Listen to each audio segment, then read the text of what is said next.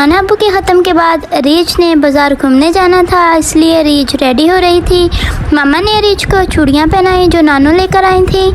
Reach चूड़ियाँ नहीं पहन रही थी, फिर बाबा ने बोला रीच बेटा चूड़ियाँ पहनो, नहीं तो मैं आपको बाज़ार नहीं ले जाऊँगा। रीच ये सुनकर रोने लग गई और फिर उसने चूड़ियाँ फ़ौरन से पहन ली।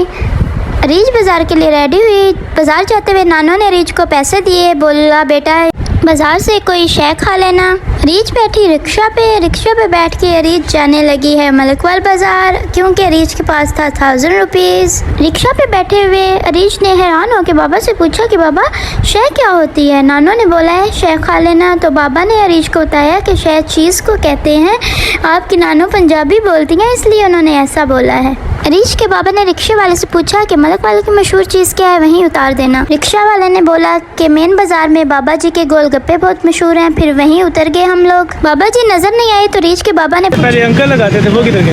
वो मेरे से काम गए। रीच ने बोला आप ही हमें गोलगप्पे बना दें। उसने गोलगप्पे बनाए। रीच के बाबा रीच को गोलगप्पे खिलाने लगे। रीच बड़े मज़े से गोलगप्पे खा रही थी और मुँह चढ़ा रही थी। फिर रीच के बाबा ने भाई से पूछा कि यहाँ और कौन सी फेमस चीज़ है? यहाँ पे बल्ले शहर बल्ले वाले किस तरफ है उनका रास्ता? आगे से 100 रुपीज़ हमने रिक्शा वाले को दिया था, 150 रुपीज़ हमने दिए गोलगप्पे वाले को। अब हमारे पास बचे थे 750। अब रीच गए नेक्स्ट पॉइंट पे मेन बाज़ार में, जहाँ पे थे शाहीन दही भल्ले वाले जो कि बहुत मशहूर हैं। शाहीन दही भल्ले वालों के पास आके रीच ने भाई से पूछा कि भाई कितने की एक प्लेट है। उसने बोला 200 की। रीच ने बोला हमें भी एक प्लेट बना दें, और बनाते हुए जैसे जैसे वो प्लेट बना रहा था रीच देख रही थी और रीच के मुंह में पानी आ रहा था।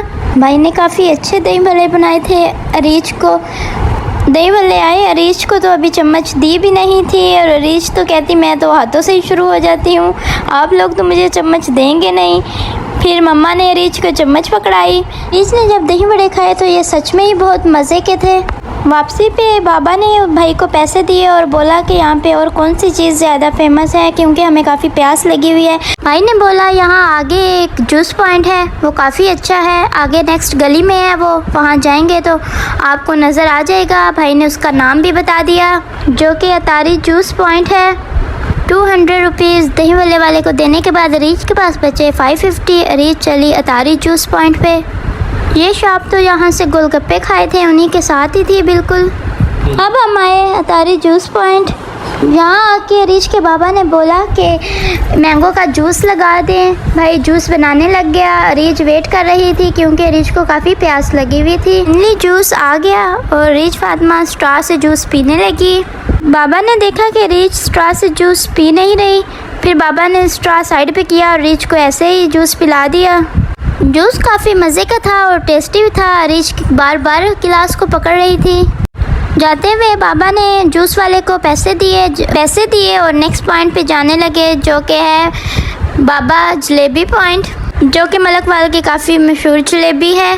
हमने वहाँ से जलेबी ली, वहाँ से 150 की जलेबी ली, जहाँ से हमारे पास 250 बच गए। आगे गए तो आगे 14 अगस्त का स्टॉल लगा हुआ था। रीच ने बोला बाबा मैं स्टॉल से कुछ चीज़ें लूँगी। फिर रीच ने वहाँ से कुछ चीज़ें ली। वो चीज़ें हमने 250 रुपीज़ की नहीं ली क्योंकि वो पैसे तो हमें शय खाने के लिए मिले थे। यहाँ से आगे हम आए तो यहाँ पर एक फेमस शवारमे वाला था जो कि मेन खुशाब फाटक पे लगता था। जब हम वहाँ गए तो वो भाई अभी आए नहीं थे क्योंकि वो शाम में लगाते थे। वहाँ से हम वापस रिक्शा पे बैठे और 100 रुपीज़ रिक्शा वाले को दिया। हमारे पास बचे 150 रुपीज़। हमने सोचा कि हम अपनी बाइक लाएंगे। फिर रीच के बाबा रीच को लेकर बाइक पर आए ताकि मलकवाल में और भी 2-3 जगह हैं वो देख लेंगे। रीच बाइक पे बैठ के काफ़ी खुश थी।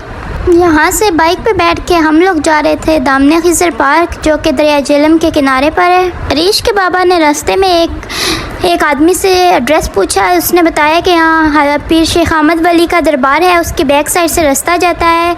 रीच दरबार के पास से गुजरी और फिर वहाँ से आगे एक गली जाती थी जो कि पार्क की तरफ जा रही थी, वहाँ पे गई। रीच अपने बाबा के साथ बाइक की राइड काफ़ी इंजॉय कर रही थी। फाइनली दामने खिजर पार्क आ गया जो कि दरिया झेलम के किनारे पर था। फिर शाम भी काफ़ी हो रही थी। बाबा ने रीच को बोला कि बेटा अभी दरिया झेलम देख लेते हैं, दामने खिजर पार्क में तो अभी शाम हो गई है और यहाँ का रास्ता भी काफ़ी ख़राब है। दरिया के पास आके अरीज ने अपनी थोड़ी तस्वीरें बनाई। अरीज पिक्स बनवा के वापस जा रही थी और बाबा को बोल रही थी कि मेरे पास 150 रुपीज़ बाकी हैं। 150 के लिए हम आगे जहांगीर शवारमा पॉइंट। यहाँ आके भाई ने बोला कि अभी 5 मिनट लगेंगे, मैं सामान रेडी कर रहा हूँ। अभी भाई सामान रेडी कर रहे थे कि उनके पास इतना रश लगा हुआ था। इसी से अंदाज़ा लगा सकते हैं कि काफ़ी फेमस और मज़ेदार शवारमा है इनका। फाइनली अरीज की बारी आई तो अरीज ने बोला, अंकल मुझे भी एक शवारमा लगा दे और थोड़ा कम स्पाइसी लगाइएगा।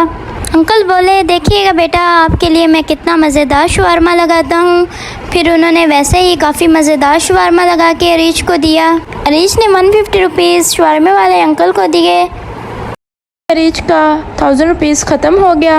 अरीज वापस घर आई तो अरीज के मामू ने बोला कि आओ मैं आपको पिज़्ज़ा खिलाने ले चलता हूँ। फिर अरीज रात के 10 बजे पिज़्ज़ा खाने आ गई। अरीज ने बिहारी कबाब पिज़्ज़ा ऑर्डर किया जो कि काफ़ी टेस्टी था। अरीज ने खाया, अरीज को काफ़ी मज़ा आया। यहीं पे हमारी मलकवाल की सैर ख़त्म हुई।